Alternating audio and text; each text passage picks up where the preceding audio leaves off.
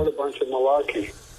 We know the value of voting Democratic when our votes count. It's important that you save your vote for the November election.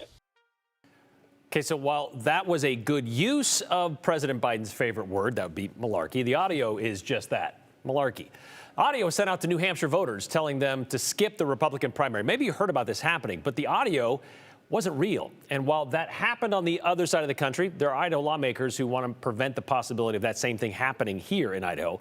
And we've talked about this before, right, Andrew, about this bill that there's a possibility of trying to get or at least rein in some of this AI when it comes to political ads and what you know as real versus what is obviously a deep fake. Yeah, and it seems that something that any politician would be support of, right? The last thing they want is an ad coming out that has them saying something that they didn't say, but it was actually a pretty tight margin today, 8-5 to send House Bill 426 to the floor. Now, it directly confronts these kinds of audio recordings and even videos, and that tight line is because it's kind of a tight line to walk. Some lawmakers wanted to push to make that bill stronger in what it does, but banning that could potentially be banning free speech. So in the same name of protecting Idaho's elections, the bill wants electioneering fakes to be clearly labeled and face legal consequences if not.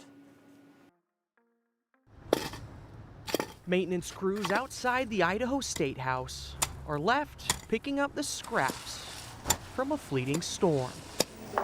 And the lawmakers on the inside, welcome to House State Affairs. They aren't eager to do the same in the face of a fast-coming election season. Let's get this done. Deep fakes, imitations, and deceiving AI election ads. Right now, it's open season with no regulations and no rules. Don't let perfect get in the way of good. It's where these sponsors know the attorneys in the room. It's a fine line to walk. We're in very delicate First Amendment territory, and it has to be really quite narrowly confined. And banning this speech could be a step too far.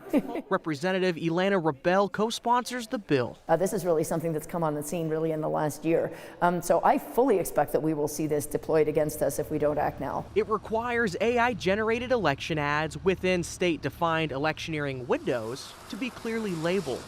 This regulates both fake audio and fake video imitating a candidate. We drafted this bill very carefully to have something that we think is pretty watertight and that will survive constitutional challenges.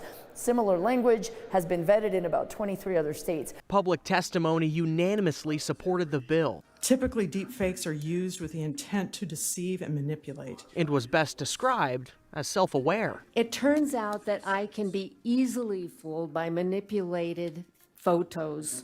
And the bill's most notably co-sponsored by big names on opposite ends of the aisle. You've heard from your two legislative attorneys who are often at odds. We want this bill. But the committee contends. Are there questions? It doesn't go far enough. So in an off-election year, they can pretty well say and do whatever they want. A looser definition of what a candidate is, frankly. Someone who's run in the past, someone who could potentially be running. Make sure that we are covering as many people as possible. But Rebel rebuttals, the more land they try to cover, the more legal challenges it faced too. And I am concerned that some of the proposed changes could sink the whole ship. Though behind a tight margin, it stayed afloat. Motion passes 8-5. Committee, that completes our work for today. We'll stand adjourned. They really are not a rubber stamp committee, and I appreciate that. So I feel good about the bill going forward. It's a step in the right direction. It's not as big a step as some would like to take, but we have to protect our freedom of speech at the same time. There may be scraps left behind to later bolster the bill. But with a storm on the way, sponsors say it's a small step to maintain what we already have. Fundamentally, this is about protecting the public and protecting election integrity. The bill labels this type of fake and manipulated content as synthetic media, and for audio only, it has to be an easily understandable disclaimer spoken at a normal speed, and it must say that this audio was fake and impersonated someone. As for TV, print, or a still image, you could see a written font that is prominent and easy to read must say that the video or picture is fake and someone was impersonated. The electioneering window, Brian, is 60 days for a general election.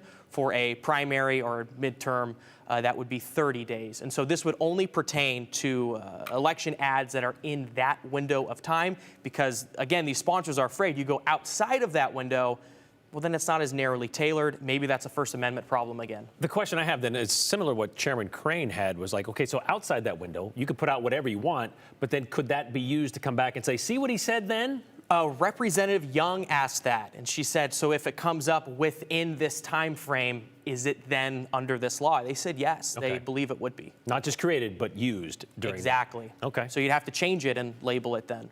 All right. We'll see what happens with that one as well. Thank you very much, Andrew.